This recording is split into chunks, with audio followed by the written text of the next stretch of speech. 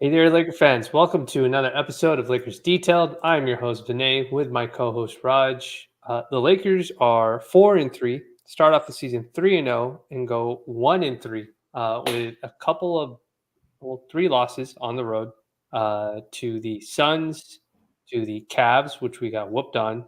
Yeah, But kind of understandable losses. Suns, not so much because I thought we were better than them.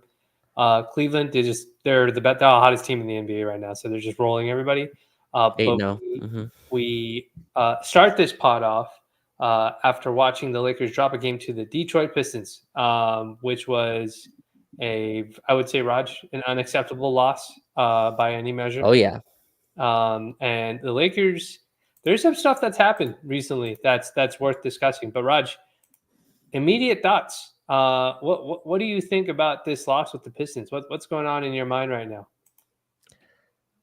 I think my initial thought, Vinay, and I think most people would disagree with this. I think you need to win games where LeBron gives you like 65% effort. Is that fair? Like, is that a fair ask for this team talent wise? I'm not sure, Hmm. but that's like my overarching look at this team. And you can go to the second unit as well, right? Jackson Hayes couldn't play more than 2 minutes in the second half. AD had to play pretty much the entire second half. I'm just like, can we survive 16, 8, and like 8 or whatever LeBron? I think if we had 16 and 11, whatever it Yeah, was, LeBron was a minus 18. I'm not putting that on him. I'm just saying, like, you could tell he was not putting the foot on the pedal, which, like, I think he's right not to. A game in Detroit in November 4th.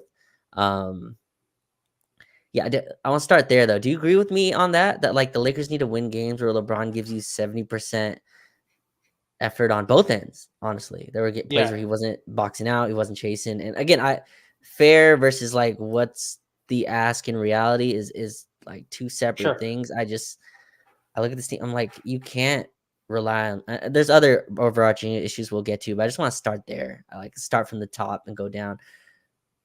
Do you agree with me on that? Like, you need to win games where LeBron doesn't have it, Yeah, like yeah. I that. mean, I think some of the games that we started the season. I mean, many of the Oh yeah, games outside Minnesota. of like, if you really take a look at all of the games that we've had so far, and again, I think both you and I have said that we're not really concerned about it until like we Right, see right. this extend into like the start of December. If like by the end of November he's still playing like this, then I think we have to be like a little worried, like, hey, what's going on here? Because it usually doesn't take that long.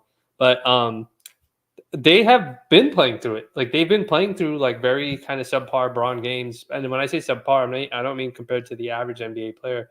I mean like the LeBron, Yeah, barometer. And even if the LeBron barometer is super high, like a max salary player, I would say he's playing kind of below average. The stats don't tell it, but if you're watching the game, you can kind of tell what it looks like. But they had been doing that. The Lakers have been finding ways to play around it. They started off the season the trio of Anthony Davis, Austin Reeves, and Rui Hachimura were like amazing. But that it's 3-man incredible. unit was rolling. Offense, defense, ball was flowing. Everybody's getting shots and good rhythm. Anthony Davis looks like an MVP candidate, defensive player of the year candidate to start off this game, start off the series. Start the season. And now it's been strange. I think Braun came out and said that he was sick, and so that's why he's been kind of playing off. But we know that Braun does take some time to ramp up as the season starts. Yeah, Is it fair? No, it's not. But it's kind of the reality that the Lakers are in. Like the whole idea behind hiring JJ was that he's like some, psychotic guy who can see the the details within the details. Like he can, I'm maybe being hyperbolic, but that he can like read players in a way that maybe that Darvin Ham couldn't. sure. And in some ways it has manifested positively, but in some ways it's kind of the same old thing. Like we don't Yeah, really have an answer for like we don't have a situation where like Braun looks like he doesn't have it in the first half, and where we should be going away from him. Like maybe we should be going a little bit more to Austin, go a little bit more to AD, go a little bit more to Rui, and run up plays from him. But we're still just letting him freestyle his way through the offense whenever he wants. And I don't think the Lakers can survive games like that, especially against young athletic teams that are trying to run on us. Like But that's the reality of the situation, Raj. What do we do? How do we get around that? Yeah, I don't think there is. And I think LeBron again. I think it's on the guards, and I think there was a Mhm. lot of freestyling tonight. And I thought, this is one of the worst Rui games as well. And we'll get into that later in terms of his touches really diminishing in a strange way. Like I Yeah. felt like we didn't run any plays for him, no post up actions, no like they had like Tim Hardaway Jr. guarding him. I'm like, just put that dude in the post, let him get some offensive rhythm. And I thought it messed him up in the other end because he was kind of getting hunted. Hardaway Jr. was really feeling himself and just getting crossover step back after step back on him. Mhm. But and AD had his 37. I just look at this roster, Vinay. It's like, man, where's the offense coming from? Right, D'Lo's 4 for 14 tonight. I think he took like we mentioned before we started, but he had like 5 shots right away. It's Mhm. very clear they're trying to get him going in a way, like they're trying to get D'Lo's offense picking up, right? They're trying to keep him engaged on the ball. And I Yep. think it's kind of taking touches away from other people. But yeah, it's a like it's funny because JJ came out with a "we just need to be tougher" kind of line of quotes, and it's Sounds like hitting a a sounds nerve. like a Darvin Hamism right Yeah, there. it's But yeah, it's go it's ahead. very much hitting the nerve, which again, I think this is just something that happens when there's no like you can't say, I have 2 unathletic guards starting on my backcourt. For sure. They need to, get more athletic. Like the way you do that is you say, yeah, we need to try. And I do think there was some effort involved. I also think like Detroit was just like, hey, you have Jaden Ivey and Cade Cunningham, and I'm gonna have you attack one of the guards every time. And Yeah. a lot of times it was Austin, and it's not because D'Lo's a better defender, it's because Vinay, Austin's whose willing legs. to do it. So can, No, can I just say that, Roger? I just want to interrupt you for a second. 'Cause yeah, yeah, I've yeah. seen this hit my timeline a couple of times. People are like, "Oh, Austin's getting fried. Austin's getting fried. He's a terrible defender."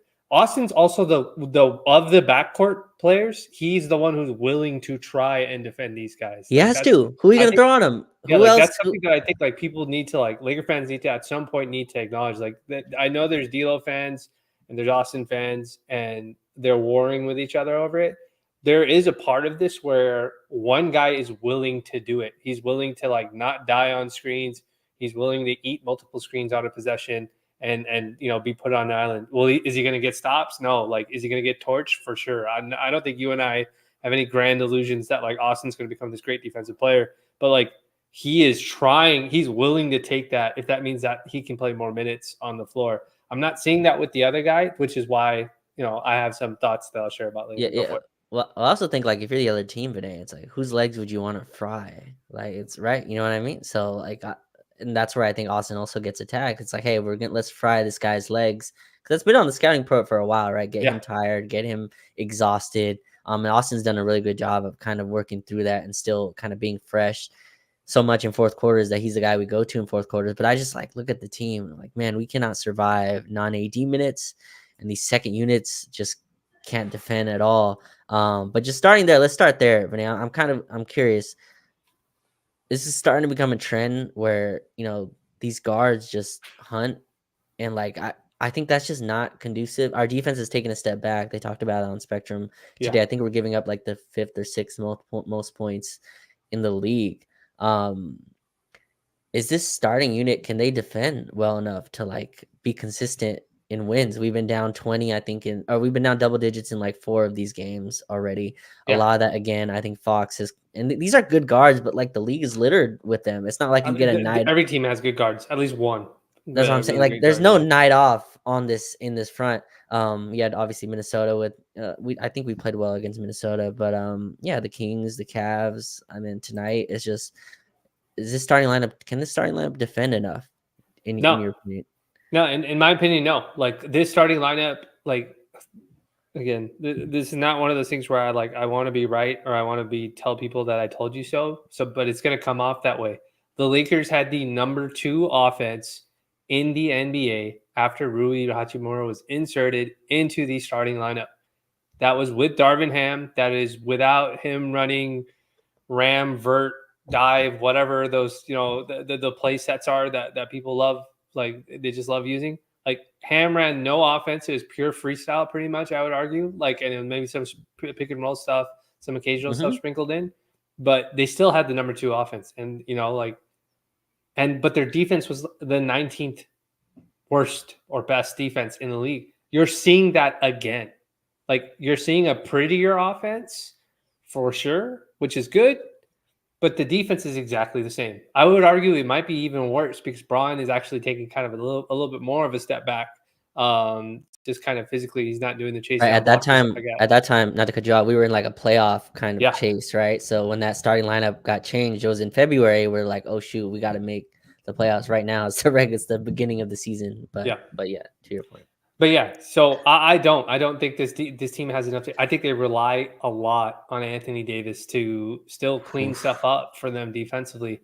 There are some specific situations where like when they play against a team that can't shoot, like doesn't have like a ton of outside shooting on the floor, like Minnesota, that opening game. There's definitely different things that they can do to take advantage of that sort of stuff. But against teams that have really elite guards that can get to the rim quick, like that, Ivy scored so much. He hit, dude. Yeah, Raj, Ivy hit Austin with an in and out dribble that he took for a layup. I mean, he did it so fast that like AD had no chance of recovering to it. Like he had no chance of getting to it in time. And the thing that's happening now is if the Lakers don't get beat in transition just outright, like 5-on-4 or whatever it is, they're not getting back on the misses either. Even when they're short rebounds, like it's like that Jokic thing that we keep running into, where if Anthony Davis ends up behind Jokic, it's almost a guarantee it's going to be an advantage situation. Like teams are starting to figure that out. That like, oh, if AD isn't back before Austin gets back on the perimeter, I have a chance, and all I gotta do is get around Austin. There's no backside help to yeah. help them to protect the rim. And I thought that's what I thought. I thought Detroit kind of exposed that like many times. They went early and they went fast before the Lakers defense could get set. Yeah, and Detroit doesn't run any like super complicated, structure and stuff like that. It's very clear. It's kind of like, hey, just clear out. Cade, you attack. Jaden Ivey, you attack. It was very simplistic, but we, couldn't guard it. And I think that's where like the trouble comes in. And again, not picking on anyone of D'Lo 4 for 14. I think Austin took 10 threes. He only took 14 shots total. 10 of them came from three. Like I Yeah, don't like that. I don't really like that ratio either for him. I'd like him to get a couple more, downhill attacks.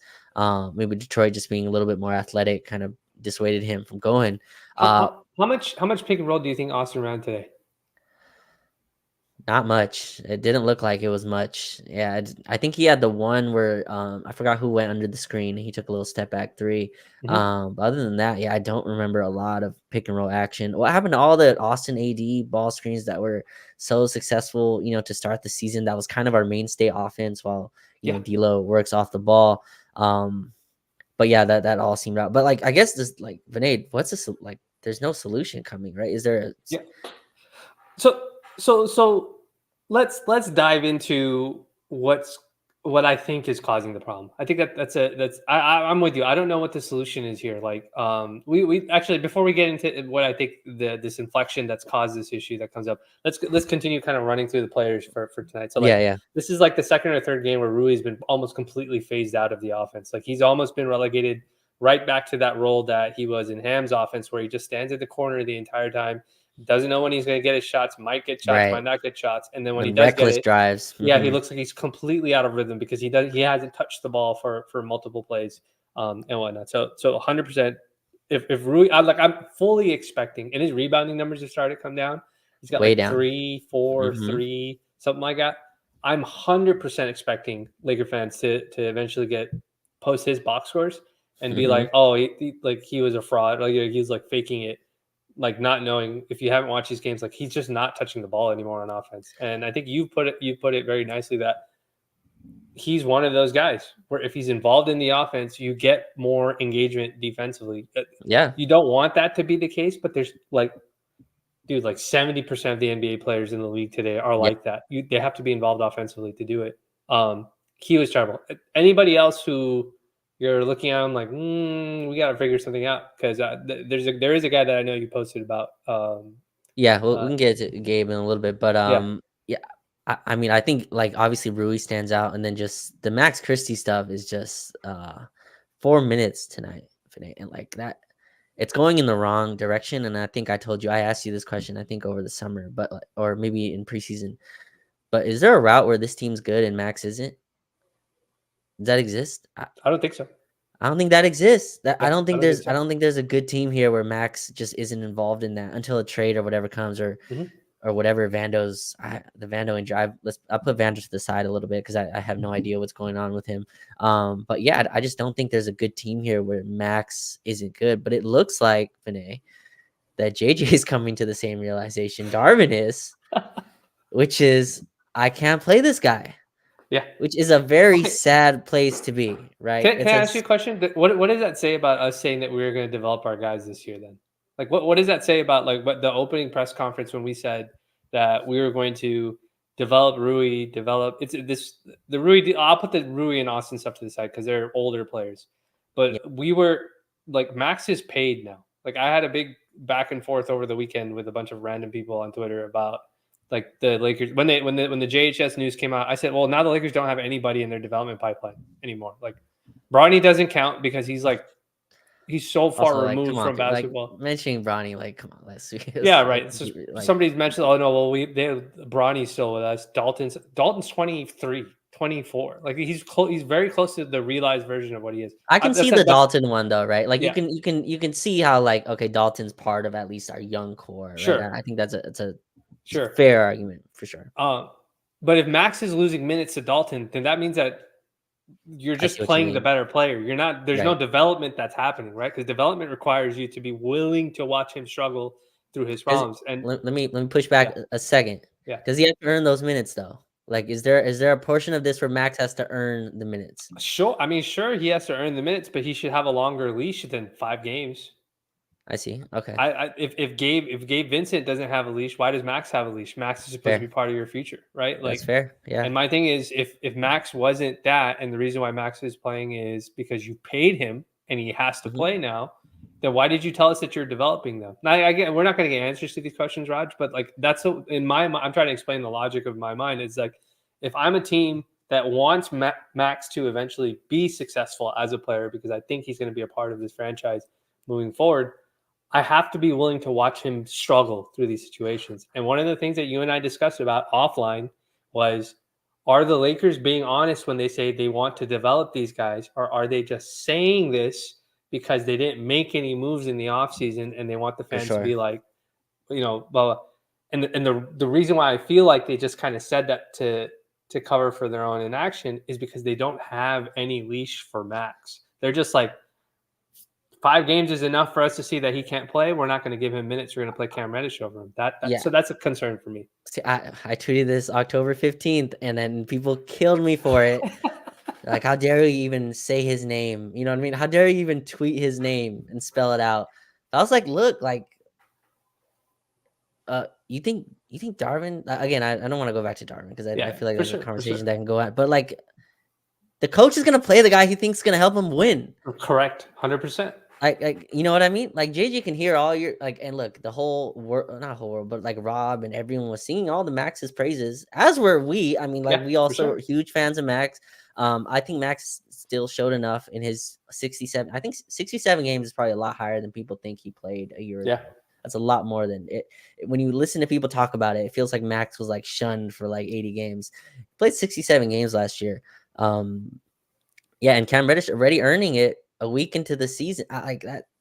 That's a really, really. Can we take a quick like right turn real quick? Let's get back to Max. Take as many turns, bro. This is good. I don't want to forget about this. I don't want to forget about this, but I want to ask you a quick question because I think this is interesting. Just answer this in terms of not what you think should happen, but like in reality, what is happening. Do you think Gabe Vincent thinks he's doing his job? The job he thinks he's supposed to be doing. Yes, 100%. I do too. 100%.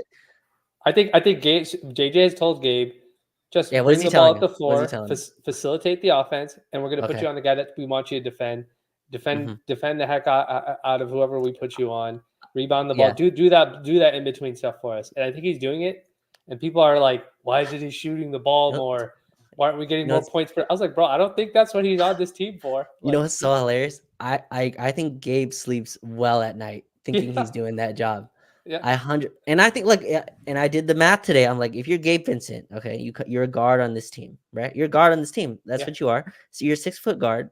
You know that the other 2 guards don't defend. Or Austin defends, but you're Yeah. in there to play defense. Austin's gonna take 15 shots. D'Lo's gonna take 16 shots. AD's gonna take 18 shots. LeBron's gonna take his shots. Rui's gonna get his shots. I'm not here to shoot. I'm not here to shoot the ball. Correct. So I think that's incorrect. And I think you do too, right? That's an incorrect position for Gabe Vincent to be at. Yep. But I think that's the messaging, which is a bigger concern for me because, like, that should not be the messaging. But that's the message. Renee, he just played 18 minutes tonight and didn't take a shot. Didn't take an assist. Didn't get a rebound. But I think he thinks he played well. Bro, they had in the Toronto game, they had Gabe Vincent on RJ Barrett. And RJ's got like at least 6-7 inches on him. Like he's like clearly much bigger than Gabe. And I was sitting there thinking to myself, I was just like, why is RJ Barrett being guarded by a guy who's significantly lighter than him and smaller than him? Hey, dude, Gabe was trying. Like I'm not gonna act like he wasn't. He 100% is trying. But he had like, RJ's kind of a rough player in the sense that like he'll post guys up and stuff like that, and he has a clear advantage. And the Lakers started off really hot, but Toronto made it a game at some point. And part of the reason why was because we just put Gabe out there. We're like, you go defend that guy. This is the Pat Beverly thing. You remember when they were saying that Pat Beverly could defend wings? Right. And I was just like, no, he can't defend wings. What are you people doing? He's the wing stopper. Yeah, we put Gabe on Kevin Durant, like, and the Suns were like, cool. Yeah. Here's the play. Every play down is, or we're switching, whatever it was. But we were more than okay with leaving Gabe on an island.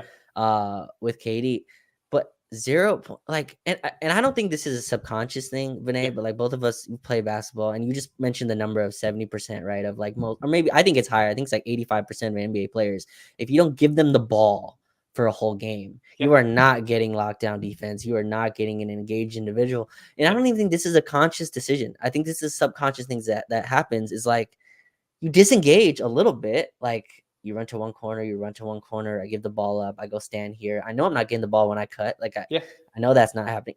So I think that's part of it as well. And the Lakers can't afford, like Gabe Vincent can't not shoot for 20 minutes. Like that's just something that, but I think if he misses, Raj, okay, Gabe Vincent, I'd have to look up how many shots he averages on the season. But if he averages like 3 shots on the season, he's averaging 3 points a game. Like but if every time he shoots the ball, even if he only shoots twice with no rhythm, and people are like, "Oh, why is he on the team? Why is he on the team?" I'd just be like, I'm just gonna play defense. I'm not even gonna shoot the ball. I what I'm trying to say is, I understand why he's like, I'm not even going to shoot it, dude. Because if every time I shoot it, I'm already out of rhythm. Why take a bad shot? I'm just going to keep moving the ball. Then I want every time he comes out of a timeout, JG needs to go shoot the effing ball. Like that needs like that should be the messaging that comes out when he comes to the bench. Like, but I feel like that's not the messaging. I feel like the messaging is, you chased over your screens. Good job. You defended hard. Yeah, good job. Which is like insane when you're also playing, Max Christie,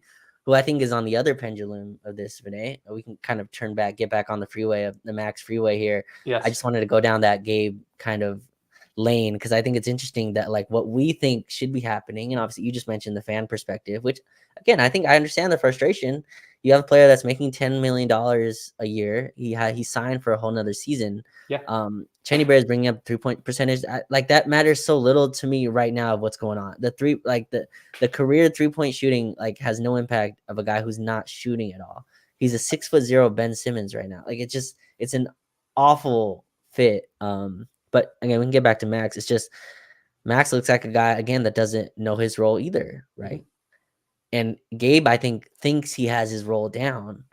And Max Christie's like, wait, am I supposed to score? Like, you just subbed me out because I didn't take a shot. But, like, am I in here to play defense? Am I here to focus on, like, what's happening with Max Christie to you, Vinay, on the court? Like, what's going on? Why is it – what happened from a year ago where he was the, golden child, could do no wrong? Yeah. To now people are saying, like, play – I'm seeing tweets of people saying play Cam Reddish, which like it's what you said. Which I was that's the people who cuss me out in their head. You spoke it into existence. That's the funny part. Yeah. So I think there's two things that are happening. I think one is the Lakers are expecting Max to have a natural positive progression without any guidance, meaning that he's being played in lineups with like LeBron and D'Lo, and LeBron and D'Lo are kind of our freestyle guys. Like they can run a freestyle offense, set up guys in transition, that sort of thing, and they can also get their own game off too at the same time. So he's trying to play off of that, and if they're not operating at a high efficiency, and I'll get to the numbers with those two specifically, if they're not operating like we just talked about, LeBron being kind of a little less than what he normally is, and D'Lo being the same, I think. When that happens, it makes him look worse because now the eyeballs are going to, oh, who's the ball going to when these guys aren't doing it? That's one thing. But then there is a part of this where Max himself is also hurting himself because he's putting the ball on the floor and he's making things like way more difficult, it feels like, than he needs to. Like he's not taking that pull-up jumper anymore, that little mid-range pull-up jumper, which he was super Nope. confident taking Confidence all before. gone. I don't know why he's not taking that anymore. And then when he's actually attacking the rim, he's like, it's almost like he doesn't know how he wants to try and finish over players, and that's making things like difficult. Like the two-handed dunk he tried on like KD that ended up getting blocked. He's tried that two-handed dunk, that two-handed layup multiple times. He's actually stopped doing that. Now he's trying to take like regular layup attempts, and not trying to go with two hands every single time.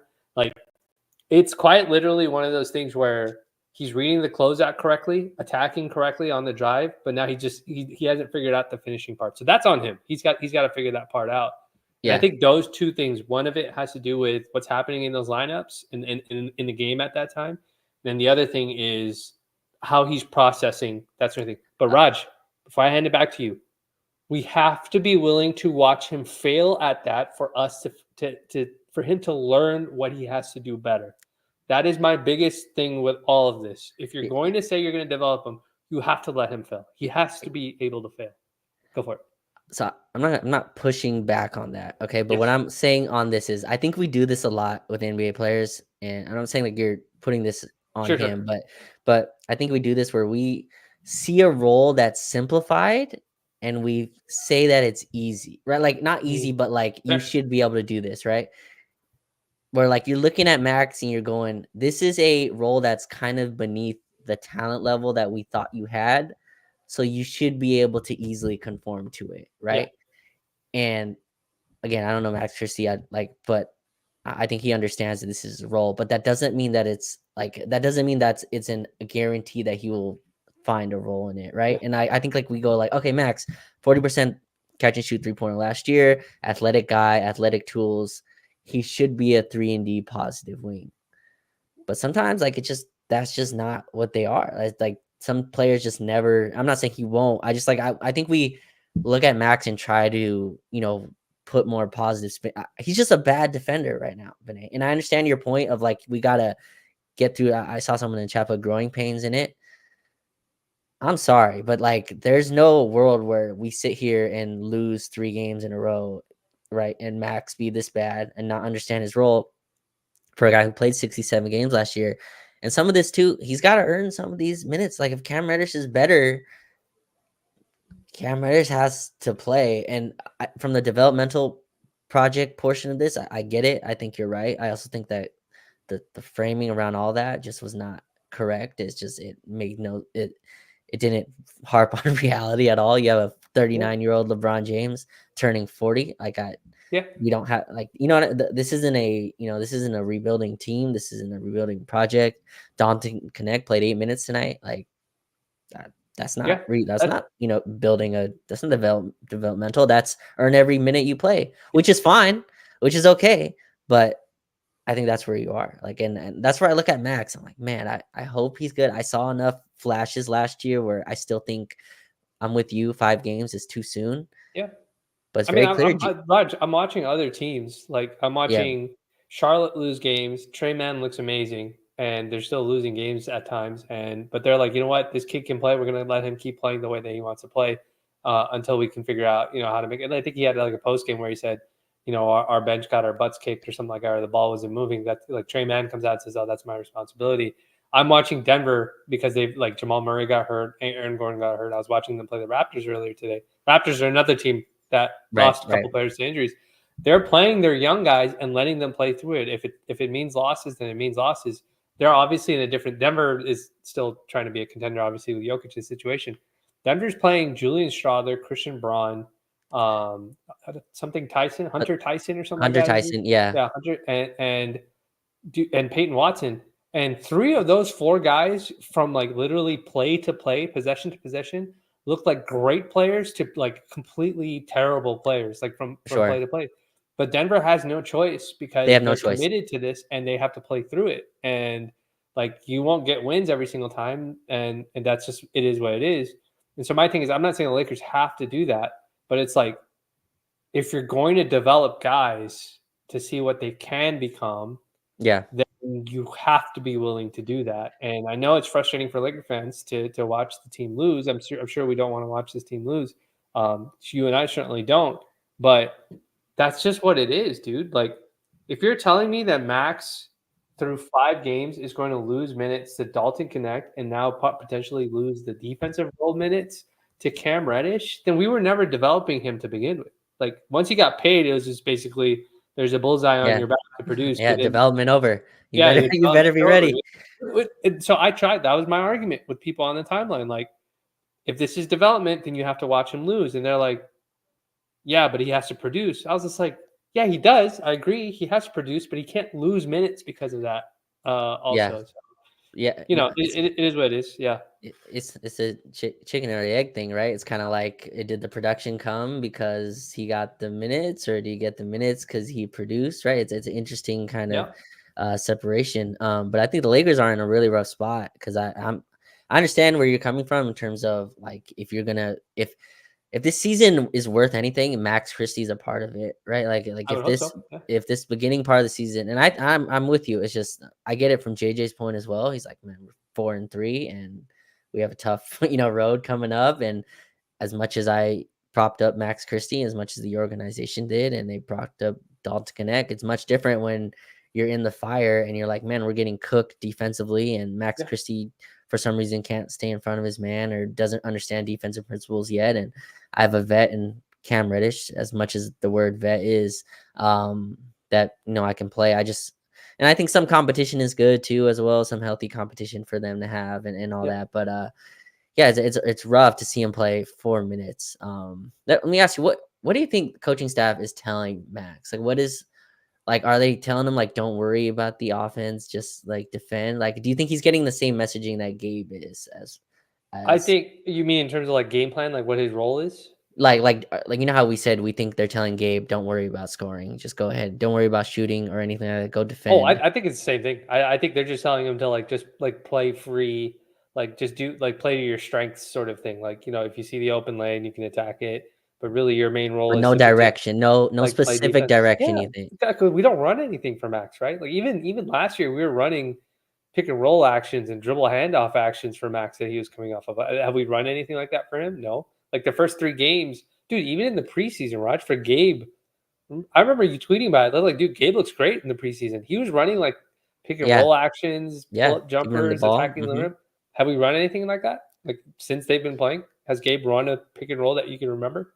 Or Max No, run a dribble handoff action but that you can I remember? can't imagine they're telling Gabe you can't, right? Like No, but I I mean, they're not going to run it at all. Like Gabe's not going to come down and say, "AD, come here and screen for me." That's that's not a the good type of guy point. he is. Max is not doing that either. Like But that is the that's type of guy Gabe was, which is the crazy part about all but this to me. That's exactly who he was. how do you do that when D'Lo and Braun are on the floor and there's a clear hierarchy of like, okay, so He did I that think with what's Jimmy Butler and Bam Adebayo on the floor. He did this, like that's the part that's so insane to me. Is like this is not some timid player we signed. Like yeah, the folks, worry folks, with this is what a healthy argument about the Lakers sounds like. Not whatever you watch on the timeline where people are calling each other names. This is a very healthy discussion. Go, Raj. Go. no, I'm just Tell I'm them. just saying like our worry when we got Gabe was like, this guy's kind of a chucker, Yeah. right? Remember this, Renee? This was the conversation. Oh, this guy kind of takes some bad shots. Yeah. He takes some what's the word? Like, some questionable three-pointers.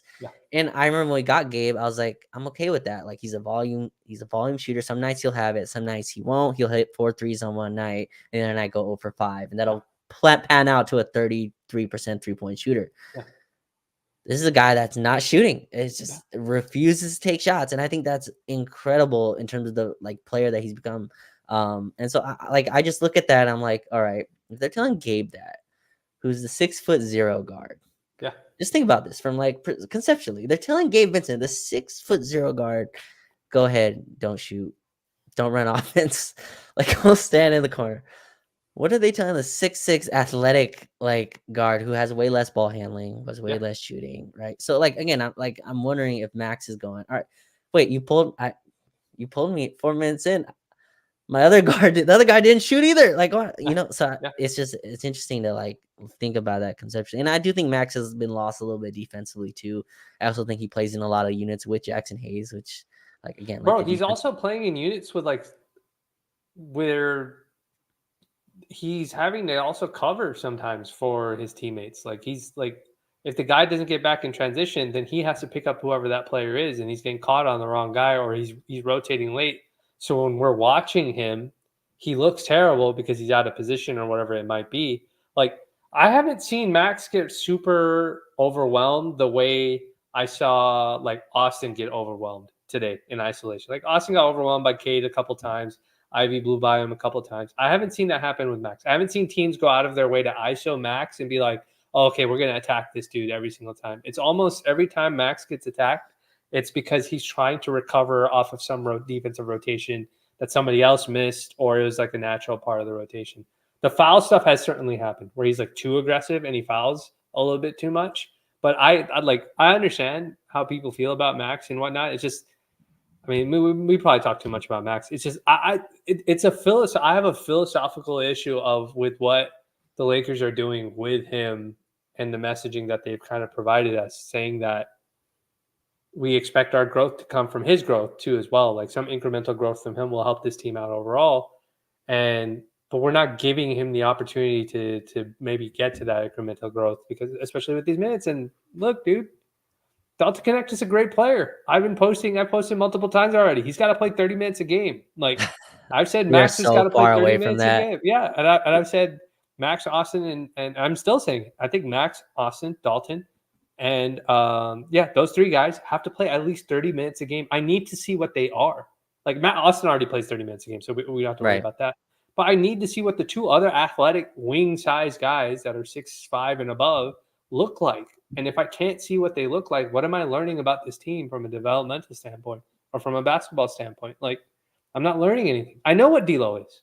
I know what Gabe is. You know what I mean? Like, I know what those two guys are, and I need to know what the other guys can do. Like as a franchise. So that's why I have in regards.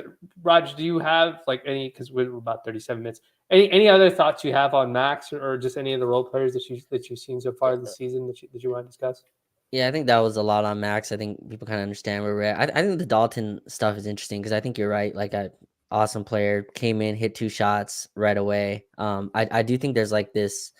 It's not Dalton's fault, but it's just like overlapping, deficiency in foot speed where like he kind of adds to that. He's not he's not laterally quick, and I don't expect him to be right away when he goes in the league. But like again, these are like compounding effects when you're playing with Austin, with D'Lo, and I don't think Dalton's losing minutes because of Dalton Knecht. I think he's losing minutes because JJ's trying to balance lineups. Yeah. And I think that's how we've come to this conclusion of Dalton for some reason isn't allowed to play the first and third quarters of games. Which is nuts. Yeah, I don't understand. Even from a role specific standpoint, like I just don't.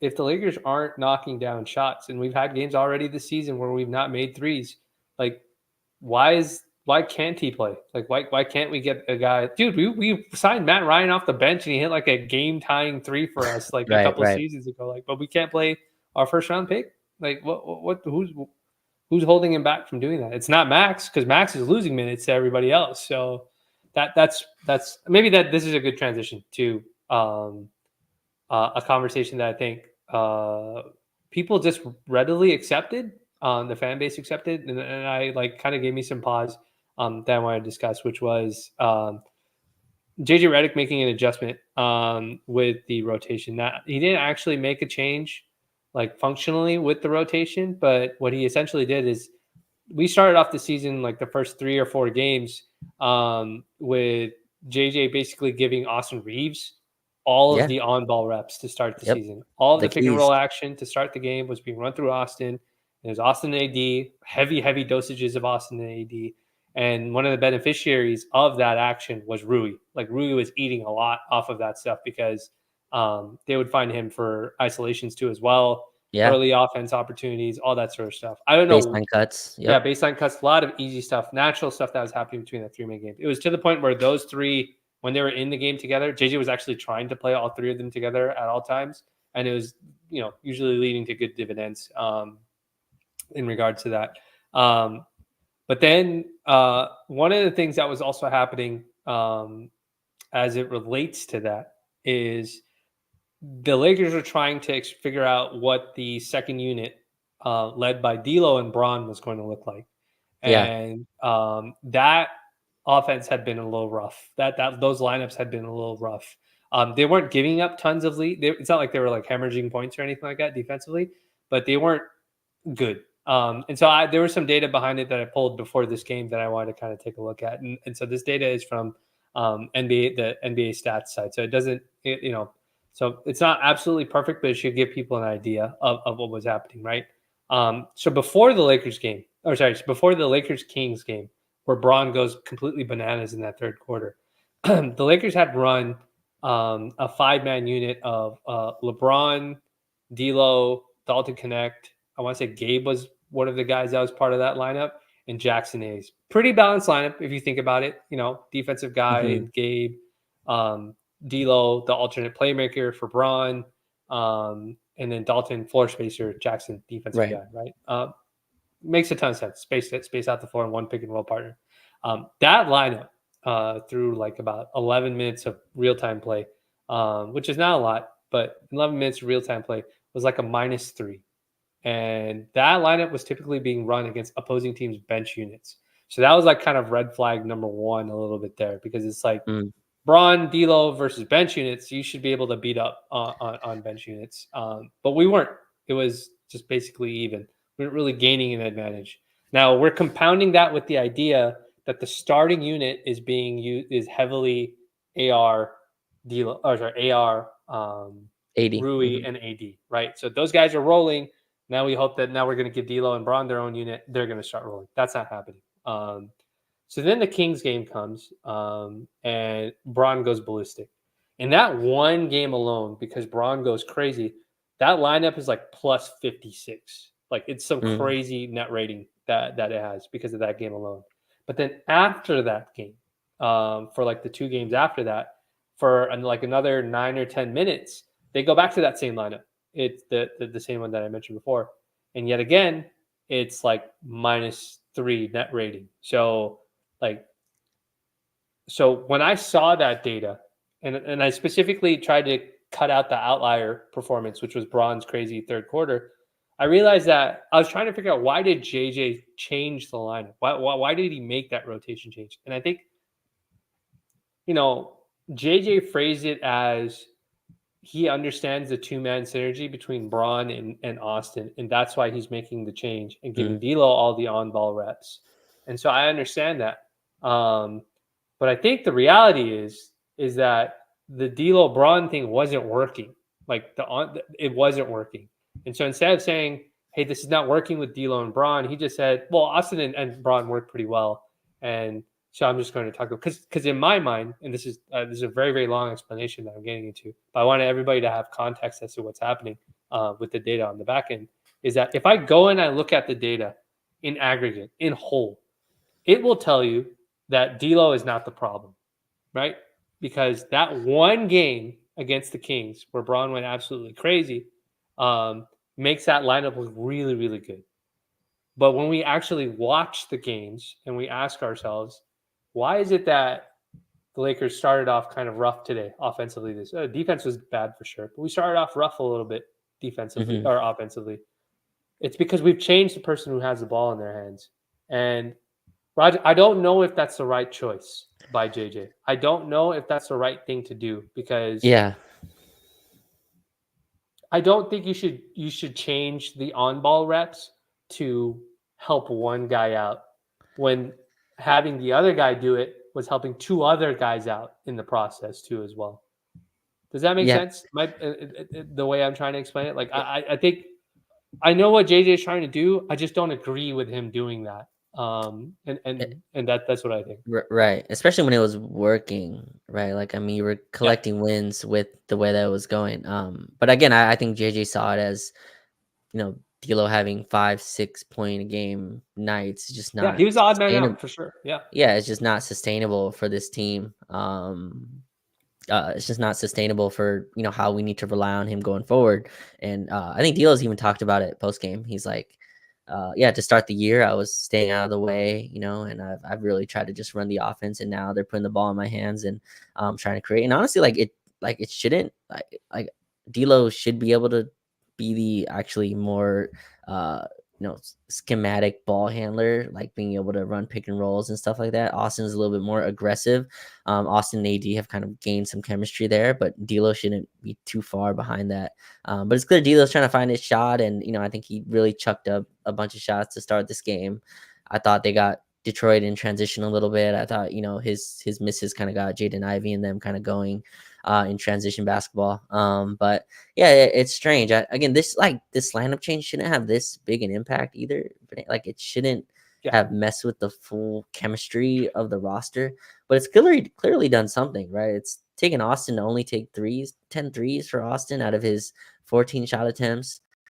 I think Rui took 5 shots. I mean, after like averaging 15 points a game or something to start the year, it's definitely messed with some function here. But I think the thinking is part of losing the battle, winning the war, kind of like, hey, let's get D'Lo going. Let's get D'Lo into the season. Let's get his offensive rhythm kind of in a smooth. And I thought D'Lo actually scored as the game went on today. He kind of he hit some big threes and had some step back jump shots and stuff like that. But yeah, it's interesting. And yeah, most people accepted it. I think again, it was kind of looked at as, hey, this is smart. Like, get your ball handler the ball, right? yeah. Get the other kind of do a turn based kind of system. But I'm with you. It looks like it was working. It was looking like, but the problem, Vinay, I think in that second unit with like LeBron and D'Lo, right? It's like LeBron, D'Lo, and Hayes. Any lineup without AD is just like It's not good defensively. Yeah. it's just smoked. Like, and you're not gonna be able to score enough to keep up. Like that's where I see the issue with no matter who's in that second unit. So so one of the other thing I do want to add about this also is just like that was something that was being said to me also, that like D'Lo is better for AD because he finds AD or whatever it is. And look, dude, like again, I don't want to be the bearer of bad news, but there is data that very very clearly shows that Austin is the better pick and roll partner for AD. The Lakers score more points per possession when Austin is the ball handler when they run pick and Austin's roll. like one of the most efficient pick and roll Yes, ball like handlers in the league. and Yeah. this season, I think they both had about like 30 possessions or 20.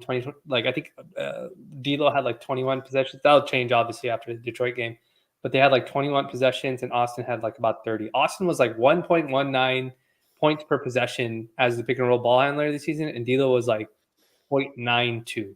So it's just like, all right, dude. Like I understand his fans want to feel that he's capable of more, or that maybe the ceiling is better, whatever it is. But it's just the data is not on your side when you guys are doing that. And I'm just offering the data. I'm not saying I don't like. I think D'Lo, if he's on this team, has to be good. Like same question that you asked. With Can this Max. team be good if Max is bad? I don't think this team can be good if D'Lo is bad. Like we need D'Lo to be good. And I understand that he doesn't want to be relegated to like probably just being like a stand around and shoot open threes guy. Nobody Yeah. wants to be that guy, unless you're getting paid big bucks and that's all you gotta do. That's cool too. But like some things just work better, like that. And that's just, I don't know if JJ, your theory of like Austin taking a lot of threes. I think Austin took a lot of threes, A, because we were down, and B, because he had spent the first half of the game having to play defense the entire time. So he probably didn't Mhm. have legs to do it, like to Right. and Yeah. do double moves and all Uh, that sort of stuff to Also, get. some calls didn't go his way. Right, got a Yeah, technical. Wasn't getting the free throw calls that he usually gets. Problem again, and I think this is the problem that comes up every time, Vinay, that we have this conversation. It's the same. It leads to this same road that like I always try to put you off on is if you're not giving Tilo the ball, then what do you like what say? are you Yeah, doing? yeah, Like what you know what I mean? Like he's again the contract year stuff. The yeah, JJ Redick said, let's get D'Lo let's have D'Lo have a career year, all that stuff. Put it aside for a second. If you're not giving D'Angelo Russell the basketball, and he's not giving you anything else because he's not defending, he's not rebounding, he's getting some steals, but like the defense stuff waxes and wanes way too much just in pure effort form. Sure. Forget about effectiveness. There's just not like there's no other role for him, right? Like he doesn't get to the line, doesn't get to the rim, relies heavily on his jump shot, and you're putting even more of that into a variance when you just make him a spot up shooter, which I Yeah. don't think that's what he is either. And it's clear that's not what he wants to be. He wants to take step back threes. Even the threes he hit tonight were like, I wouldn't call them good shots, but they're D'Lo shots, right? They're through the They're his legs, kind of threes. Yeah. through the legs, step back shots, which are probably low like efficiency in terms of like if you're gonna have a shot, but that's kind of his game, and you're hoping he gets hot and gets you back into the game. What are you doing with him then? Like you're not trading him, you're not benching him. So I think JJ came to the conclusion again that like a lot of coaches do, which is like, all right, we got to put the ball in his hands, and like if there's some repercussions of that, then those other guys kind of have to figure it out because they do other things. Yeah. Why do Know, you think he did it though? Like there's always that saying of if it's not broke, don't fix it. Why? Why? Like, okay, I understand the argument that the Bron D'Lo thing. If let's just entertain the fact that I'm JJ Redick and I figured out exactly why he decided to give D'Lo those on-ball reps to start the game, and it was because of that very thing I just explained. That he's not getting his game off with D'Lo, or sorry, with Bron on that second unit, and then he adjusted that. Is that enough of a reason to change what was working? That is my question to you, because to me the answer is no. I would have gone to D'Lo and be like, bro, you got to figure it out. Or Raj, I would have tweaked that second unit more and taken out the guys like, okay, if you're going to take out Max and cut his minutes and play Cam instead because you want a better defensive group in that, okay, I understand that. Like I would have tweaked that more until it kind of made sense. So yeah, you wouldn't have tweaked the starters, is what you're saying. Yeah, I wouldn't have tweaked what was working. Because now, Raj, I'm like, dude, now Rui looks bad. Like he genuinely looks like the bad Rui that we're watching these past two games. And I'm like, I know he didn't just stop doing what he wanted to do. Like there's clearly something changed. So is that enough of a reason to you? I don't know if that's enough of a reason. I do think JJ looked at it and was like, man, we're gonna lose the math game a lot. Right? Like in Phoenix, we lost the math. I wonder if that's part of it too. And again, you just look at D'Lo. I mean, 9 points, 5 points, in the first two games, had 16 against the Kings, and then I think the kind of lineup change started. But he's taking like 6-7 threes a game. He's shooting around 30% from three. But all that aside, I think there's like a level of involvement, and I'm sure D'Lo's like, all right, I did what you asked for me for the first 5 games. Like, all right, I want the ball in my hands now, and let me create. I don't know. I don't know what specific conversation, and these things are always, in my opinion, blown up more than like things that probably happened, right? I'm sure that there wasn't some huge conversation or whatever it was, but yeah, it's definitely been strange. But I think there was like an emphasis on, all right, let's get Austin the ball to start the season, and then after a few games, we'll give D'Lo the ball, and I think that's kind of what they've went with, and especially to kind of get LeBron, less mileage on offense and stuff like that, which again, putting it full circle, like, can the team win with Austin and D'Lo as your main shot creators? I don't know. Is there enough rim pressure there, Vinay? Where like, is that enough rim pressure to like win at a consistent basis? Again, tonight you gave 67 points at the half to Detroit. Like, I think that was your biggest concern, but you were down 20. Like you couldn't score with them either, and Detroit's not a great defensive team either. But yeah, Lakers have a lot of holes, man. It's just it's showing up as the season goes on, and it was a fun start. Started off 3-0. What are we, like 1 and whatever we are since 1-3? Yeah, 1-3 since the. And honestly, Vinay like came back from 20-point deficit to get one of those. Right? Yeah, I was just about to say, Raj, a 22-point comeback against the Suns. The nuclear Bron. Yeah, you get the nuclear Bron game. You and I guessed that I think you and I both said like pessimistically, like a pessimistic version of our start would be like 5-5 through 10 games. But we just got the games wrong. Like we had Yeah. them losing a couple of those early games and then winning games like the Detroit game, and the actual opposite has kind of happened. I've got a question, Raj. Is there is a gear like if Braun rounds to form, like today was another game, like this Detroit game was another one where like Braun was kind of passive, maybe because Yeah. his athletic group of guys, like Isaiah Stewart was like, seeing red every time Braun got the ball. He was Yeah. trying to basically to Playing pin his football. shots. Yeah, just take out his shots every single time. My question is, if we get like closer to what normal Braun stuff is, execution wise, Yeah. scoring wise, that sort of thing. Like, does this stuff not matter? Like, do all these losses turn into wins? I'm not saying it's Braun's fault, but you Right. get what I'm Right. saying. Like, do we get a better version of Braun? Yeah, yeah. I mean, yeah, it probably raises your floor a lot higher, right? If you're gonna Yeah, get the 25, 8-8, whatever it is. It's yeah. just can you expect like I 100% believe when LeBron saw they were down 20. This Detroit It just team said, is sprinting like every time they are crashing the glass like maniacs. Again, credit to Detroit by the way for doing that. But Brown's like, I'm not putting my foot on the pedal for this game in mhm. November, beginning of November against like a bad Detroit team, a non-conference team, a non-division team. Like it really doesn't, move the needle for. Obviously, it's a bad loss, but I'm not saying LeBron quit. It's just he didn't fully press the pedal. Like I thought I thought AD at least tried to like AD Mhm. push the pedal as much as he could. I thought Austin pushed the pedal, but yeah, it's just I think a better LeBron does it. It's just I think there's more nights like this coming. It's very clear LeBron is picking his offensive spots. Is there a Again, way you to just can JJ navigate that? Because remember, Raj, you run back any of those pods that we did during the Darvin era, and I said Darvin Ham's. What would I say? Darvin Ham's number one issue was Darvin Ham has no clue how to navigate when Braun is in facilitation mode right or I'm taking a jump break shot this game mode. mode, jump shot mode. He had no clue how to do it, and we're running into the situation now where JJ doesn't seem to know how to find the right lineup to make that work, and I think he's trying to see if Austin next to Braun can fix that. And Yeah, I just don't know if it is. that's a tough place to like analyze, right? It's a tough place to be. That's not a question you can go and ask. Mm-hmm. Like, hey, LeBron, you trying to win tonight? Like, that's not like a Yeah. that's not like a way you can. There's not like a nice way you kind of approach it. Maybe JG can find a way to like speak about it. But again, it was clear, and I think part of it too. LeBron's like, oh, you guys don't want to move, like you don't want to do anything, like you Yeah. don't feel like running offense. I'm taking a jab step jumper.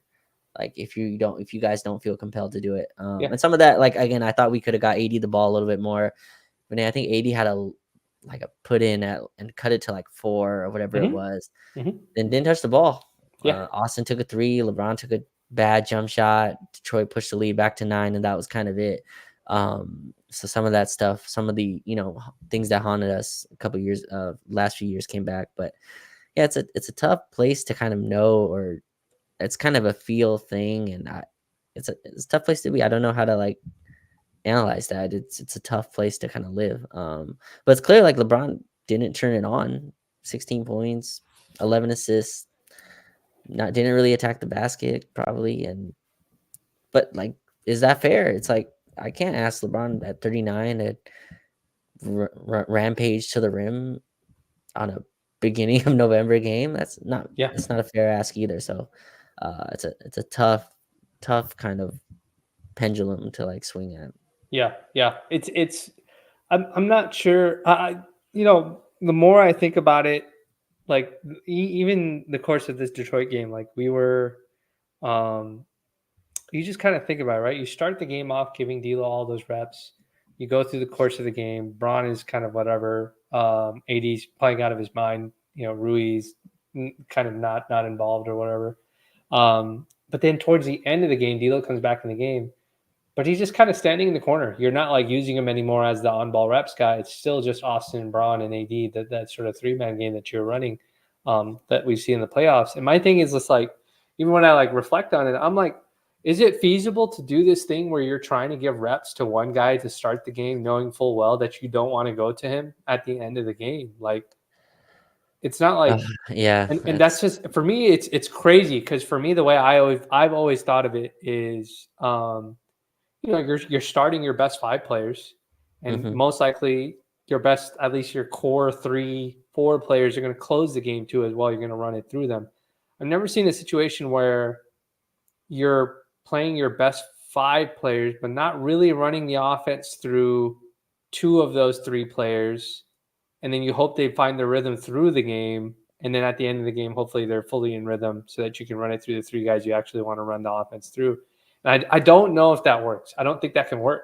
I think basketball has never been played that way. And I think basketball is one of those, the thing that you describe with Gabe, the guy who's starting next to Austin or starting next to D'Lo is like, this is my role. Yeah. Every time I hit the floor with this group of guys, this is what I'm going to do. This is my job. And as long as I do my job, we win games, right? Like that's why KCP worked in his role, because KCP never went beyond what we wanted him to do. Like take the open 3, occasionally take the open, if we run a play for you, take that pull-up jumper like we did for Max, which we've stopped doing, and then just play defense. And so it's just, I'm very, very curious to see if this experiment will work. I think he's going to cut. My prediction is if this Memphis game doesn't go well,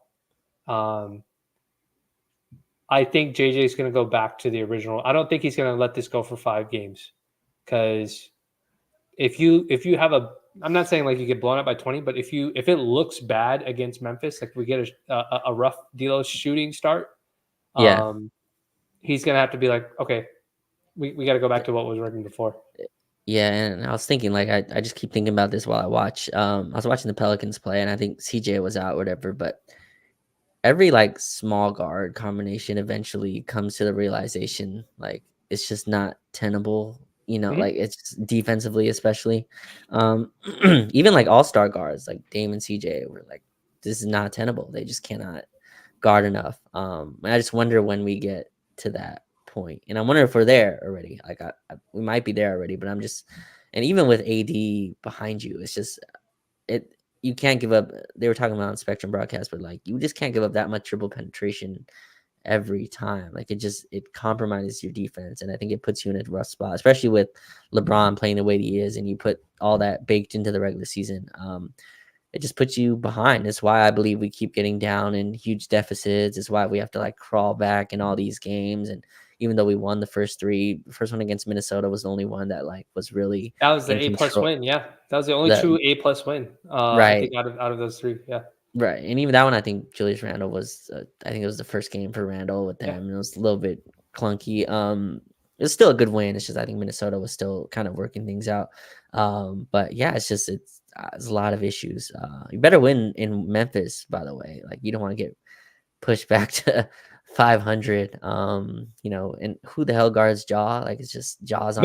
Bro, and then we have to see Maxey and Paul George on Friday. Well, yeah, that's true. Yeah, dude, this is not getting easier. Yeah, for yeah. these guys. And Ja is killing right now. Memphis is playing really well. Oh, dude, I think I'm just happy for Ja to be back playing basketball. I don't even. Yeah, he's one of my favorite players to watch. That guy's fantastic. But no, it's not going to be fantastic if our defense continues to be like this. Yeah, like, they're playing really well. Vando's the guy we threw on Ja right during the playoffs, and that guy's just not available at all.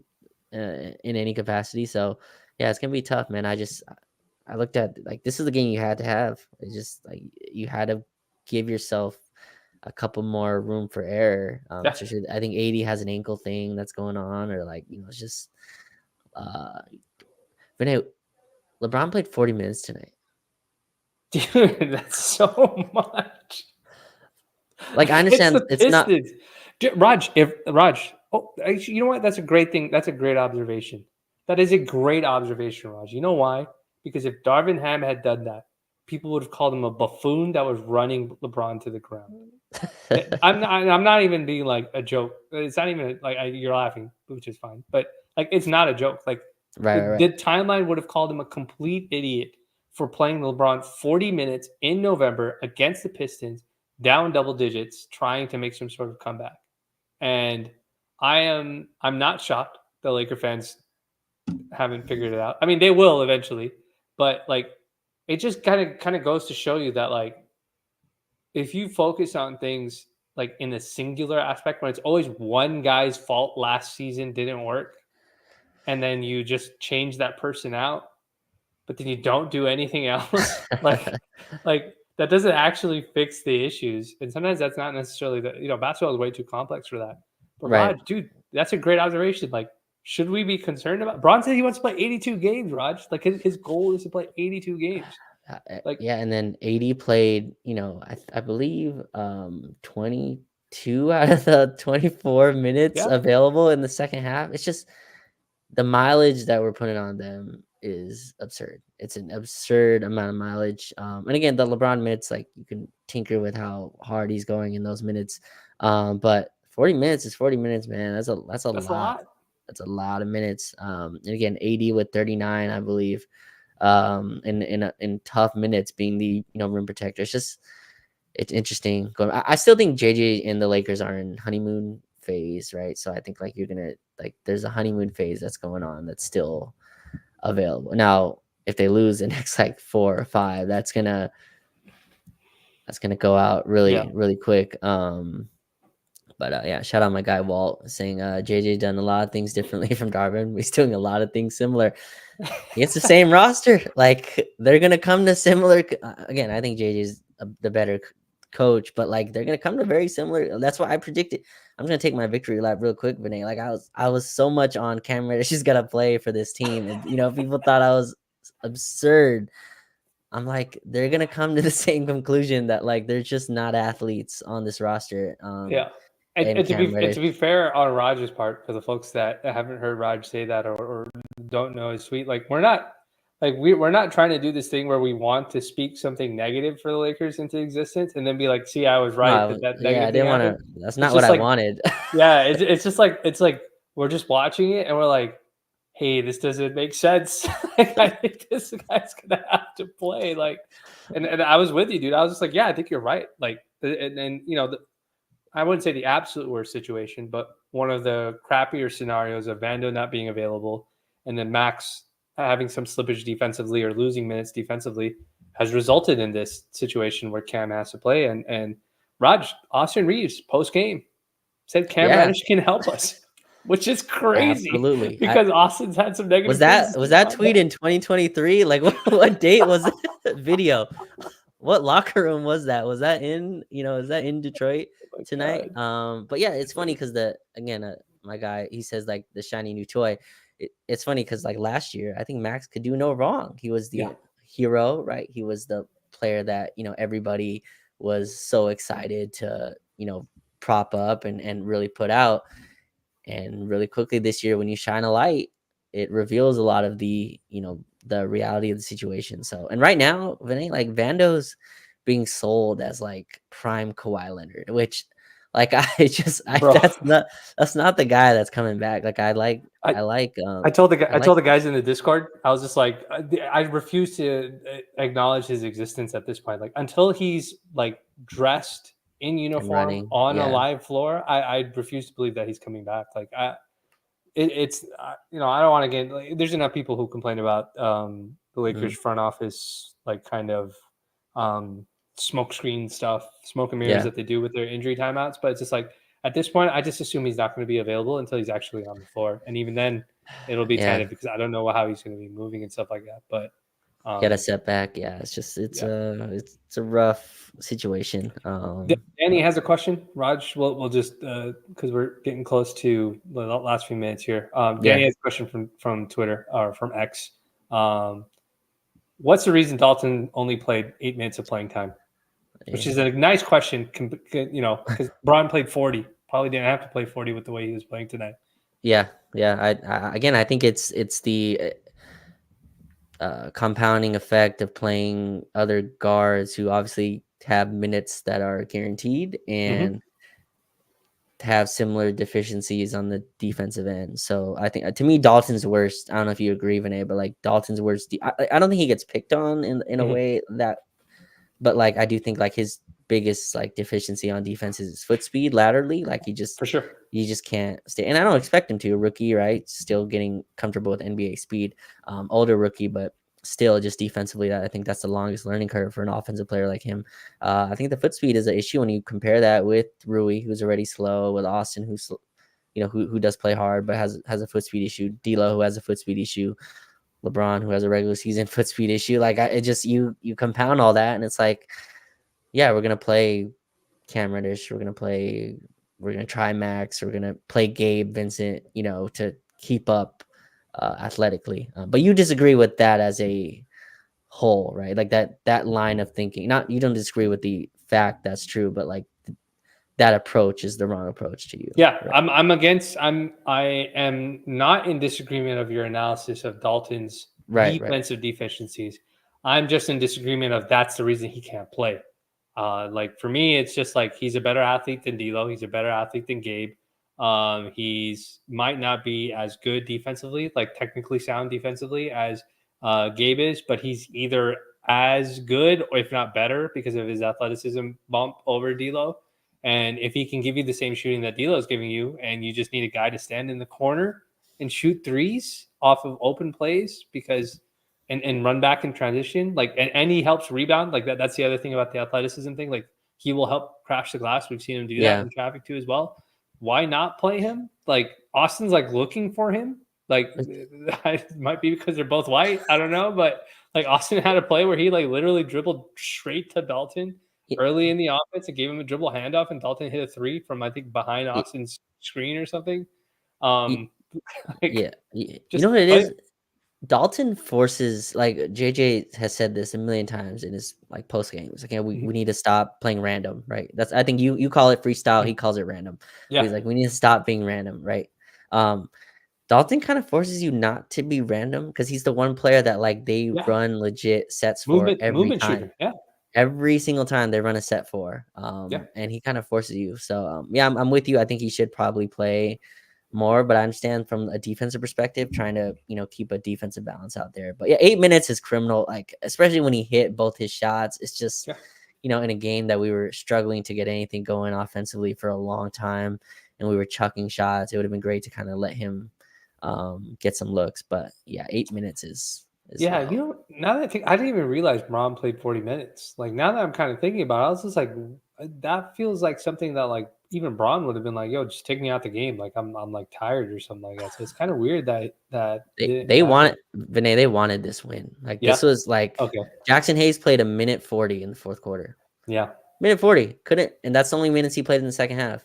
Yeah. Jackson Hayes obviously dealing with some other stuff as well, but like they wanted this win and they couldn't survive, and they went for it. Did we do the too big thing today? We didn't, No, huh? we haven't done it for actually a little while. We have not been going to it at all. And that was a good lineup. Yeah, I thought it was. I thought the numbers. I have to go look. I'm not sure exactly what it's at. I think the numbers were kind of skewed a little bit from one of the Okay. games. I'd have to check. Yeah. It got destroyed. I think Phoenix really took advantage of that lineup, if I have that correct, or maybe it was Cleveland. I don't remember. But Because I'm trying to think about the game, like recollect on the game now. Like I remember Ron Holland being in the corner, like in the left corner, and he was just standing there, and he's not a shooter. And I think he missed a three or something like that. But whoever was guarding him wasn't even in the paint trying to crash the glass. So like AD gives up the defensive rebound, like they get an offensive rebound off of the crash. And yeah, like I was just like, oh, why didn't we play two bigs when they had like multiple non-shooters on the floor? So I just think that just kind of popped in my head for a second. That's why I did that. But yeah, like that it's lineup. strange. Some of those lineups haven't played. Yeah, that lineup is minus 20 in Okay. see how many minutes in 20 minutes. So it really hasn't got much run in six Yeah. games. But it got what's crazy even is it got a ton of preseason run, which like I don't understand why he went away from it. But yeah, Dalton 8 minutes is pretty. It was crazy. I didn't hear Spectrum bring up LeBron 40 minutes at all tonight either. Did not. Yeah, that's kind of strange, right? Yeah, Didn't bring it usually they up. bring something like that up. Yeah. Even AD playing 39 minutes. That's like usually something that the minute load is something that they always bring up. So it's kind of strange that. Yeah, no, Yeah. they wanted this. They wanted this game. They Yeah. went for it. So Yeah. and Yeah. lost. Well, Raj, we've got another game this week against Memphis Yeah. on Wednesday, and then I think our game is at home against Mhm. Philly, if I'm not Mhm. mistaken, Mhm. on Friday. I don't think Philly's going to have Embiid, but Paul George is back, Yep. and we know that Paul George is giving us trouble. They have another lightning quick guard in Tyrese Maxey. They still have athletes, dude. They've got Kelly Oubre that's on that team, a couple other guys that they have on that team. So, and Memphis is not a team that you should ever take lightly. Desmond Bain, I think Marcus Smart might be hurt, but you Ja is a one-man fast break by himself. Zach Edey, as folks mentioned in the chat, Yeah. Wow. continues to be a 25 and revelation. 12 for Yeah, Zach Edey today. Wow. yeah, he's a big screener. I'm not sure Austin is not looking forward to eating any screens from Zach Edey on Wednesday, but that's also a good team and a team that kind of gets up to play against the Lakers and LeBron. By the Especially. way, they employ Vinay two players that very near and dear to me. They have Scottie Pippen Jr., Scottie who's Pippen Jr. absolutely cooking for them, Yeah, who had some like Darvin Ham shade after his last game.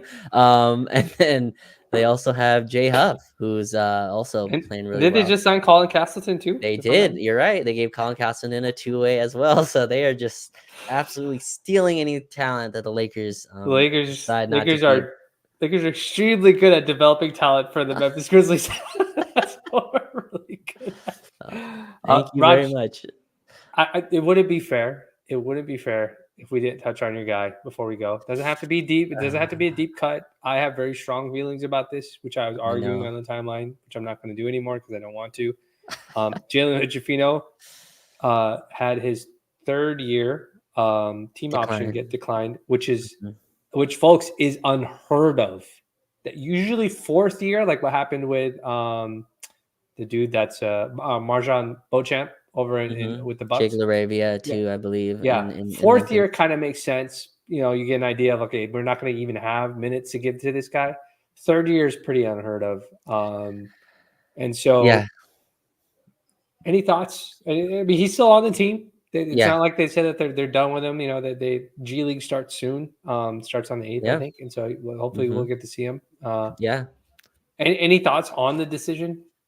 yeah. So I know people don't want to like hear this from me, but obviously I disagree with the decision. And here's Yeah. how I put it: like being no like jokes aside, in terms of obviously I wish it worked out better, and I get it from a basketball perspective, but to me, even it's a lose-lose, right? Because like people are like, oh, he can show if he can do it, like show if he can play, and if he show he can play, you lose him, right? And Yeah. if you can't play, you lose. Like I don't see a win here, and people are like you get $4 million off your salary. I mean, okay, I mean, I guess there's a tax, break for them if he's off their books. A player's played 100 minutes total in the NBA, and 90% of that's been garbage time. Your point about developing, like I don't know a single lineup that was like, hey, JHS, like this is what you do. Here you go. Like let's get a lineup that works for you. In preseason, they played him next to Gabe Vincent for a majority of his minutes, or Gabe was the point guard. And you just talk all that stuff that he was doing in preseason. Gabe was running the offense. He was shooting. He was coming off. JHS was the off-ball guard, which like I understand you want to put him there, but that's not who he is. It's not who you drafted. You drafted an on-ball guard in South Bay. You gave JHS the ball 300 times. We're like, here's run, pick, and roll. Take your jump shots. And he had a mid-range jump shot that I thought was coming along nicely.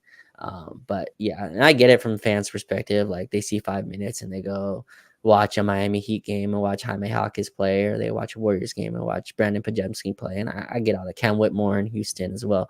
But everyone's on their own timeline. Like again, Scottie Pippen Jr. was in South Bay for 3 years before he made the league. Like it's just how small guard. This is how it works for most small guards. Most small guard, and JH is like 6'5". He's bigger. Yeah, but most guards don't come in and are Luka Doncic. Like it's just not. This is not how this works. I don't know. I think Vinay, we stress over first round picks so much. Is that guy worth the first? Is that guy worth the first? You just threw one in the trash. You just like, we're done after a year. Guy who had back surgery in February or whatever. So I don't know. That's my 2 cents. I get it from fans' perspective. Like we're over it. We're over the experience. Let's cut our losses. But he's making pennies next year. Like what's the point? From a salary cap perspective, the whole freeing up salary cap for next year. Yeah. Okay. So are you going to use that meaningfully, or are we going to sign another Gabe Vincent? Because that is essentially like our track record has been signing guys like Gabe. Not saying Gabe Vincent is a terrible player, but like Kendrick Nunn, Lonnie Walker, who was good in the playoffs for a little bit, but had some clear flaws. Now is out of the league himself. Gabe Vincent, like we haven't hit on these things, and now we're churning first round picks. Like we're just like, yeah, you know what? We won't even spend another year on you. Like we'll take the $4 million savings. And people are saying, well, that's additional expiring salary. You don't make that move unless you're like in active conversations to like trade that player very soon. So like when I say very soon, doesn't mean February, Raj. It's like if he's not gone off this team by December 15th, when most of the salary is tradable, I'm concerned now that like you just did it because you didn't know what you were going to do with him in the future. And like there's a part of me that's hoping that maybe they found out something about his back where he's never going to be back to normal, and maybe that's the reason why they did it, and they don't want to say it out loud because they don't want to hurt his chances of making the league with some other team by putting that out there publicly. But like, if it's not a health issue, what was the harm in holding on to him to some degree? And it's just I'm in disagreement about the declining the same way you are. Part of this too is we don't look at it like this, right? Because I think most people don't watch South Bay. People don't care, and I get it. I understand it. Most people don't have time to like watch those games, but we think of like spending an asset as a first round pick, but we spent a lot of games giving him the ball, and like developmental time, like putting in time to like develop that guy, and to just throw it away. Like it doesn't add up to me in terms of like what the plan was for him, right? And so now you're gonna have him and Bronny in South Bay. What's the point? What's the point of that? Like, what are you getting out of that? Both of them need. Bronny, I guess, is gonna try to be a defensive kind of player, but yeah, it doesn't make sense, and hopefully he it works out and he can find a way into the to be an NBA player. I get right now he's probably not, and that's fine. I understand that, but yeah, it's just like last year you gave him the ball a ton in the G League. Same with Castleton, ton of reps, ton of reps for Castleton, who we just cut bait. Jay Huff, by the way, Benet played like 3 years on our South Bay team. I think he got like 1 or 2 call ups, which I don't remember how those went, but Jay Huff, I think, and Scottie Pippen Jr. are gonna like absolutely have a field day on Wednesday if they have something to say about it. So yeah, for sure, it's I would expect it. Yeah, it's just interesting to look at it that way. I think we're so quick to like, hey, this guy sucks, get him out. But like Max is on year 3. But people are like, he hasn't shown us anything in 5 games. Get him out of here. I was just like, dude. Yeah, trade him, bench him. Like it's how this works. But yeah, and it's not to say that like I don't think either of us is saying that we shouldn't we shouldn't be critical of him not being better than what we expect him to be. But at the same time, you have to let him grow into what those expectations are going to be. And I think that is a problem that this fan base really has. Not the fan base. I mean, right. I don't know. Maybe it's even the messaging that the front office gives that you keep putting stuff on these guys that are a little unproven, but then don't give them a chance to prove themselves to some degree. You expect it to be finished product, which we know Max was not finished product. We know Jalen Hood-Schifino is not finished product. And then you're comparing him to like guys that are 3-4 year guys. Cam Whitmore is not a 3-4 year. He's a rookie. He's a built guy, right? Like his body is built. Yeah, you can't draft a project and then like be like, hey, what the hell? Right. Yeah. Like he was drafted as another guy that like gets no smoke, and I don't want him to get smoke because like great guy, follows me as well, but like Maxwell Lewis just gets to sit and chill because he got drafted 15 spots later. Maxwell Lewis has 3 years left, I believe, on his deal. Like it's just another player that like I feel like we have no idea what his developmental plan is. Like it's far away. But yeah, it's disappointing. And I think you were with me. A lot of people were kind of like, hey, great job, for realizing the mistake. It's like, what are you talking about? Like, what this is.